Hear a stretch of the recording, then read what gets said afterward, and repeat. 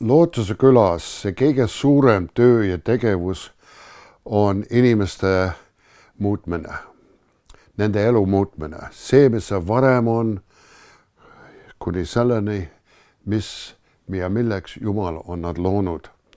Kõige suurem potentsiaalsus, mida nemad võivad oma eluga saavutada, tehes seda, mis on õige.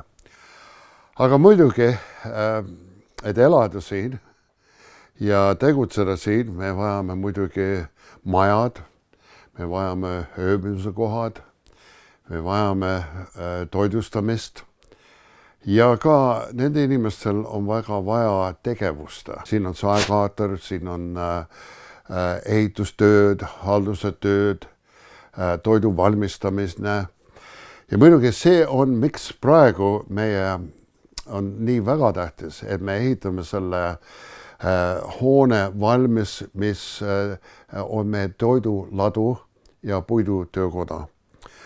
Toiduladu on muidugi väga tähtis, sellepärast, et enam-vähem keskmiselt käib umbes 45 inimest siin söömas iga päev. Ja see tähendab, et nad söövad siin 3 korda päevas, 7 päeva nädalas ja see töötab kokku ligi 1000 toidu saamist inimesele iga kuu. Toidupank annab meile toitu, väga palju annetavad, aga mõnikord see tuleb nagu ühe suure koormaga ja me ei saa seda kõik nagu ühe päevaga ära süüa, aga et meil oleks seda järjepidevalt piisavalt, siis tuleb seda õieti ladustada, hoida ja ka säilitada. Sellepärast see on tohutu tähtis praegu, et meil oleks see toiduladu piisavalt.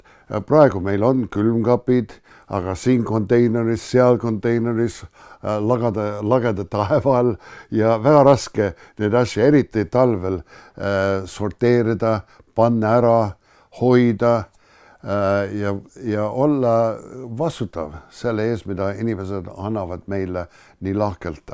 Tulge kaasa, kui on võimalik, aidake, kus on võimalik ja ka aitäh selle eest, et te olete ja olete kaasas.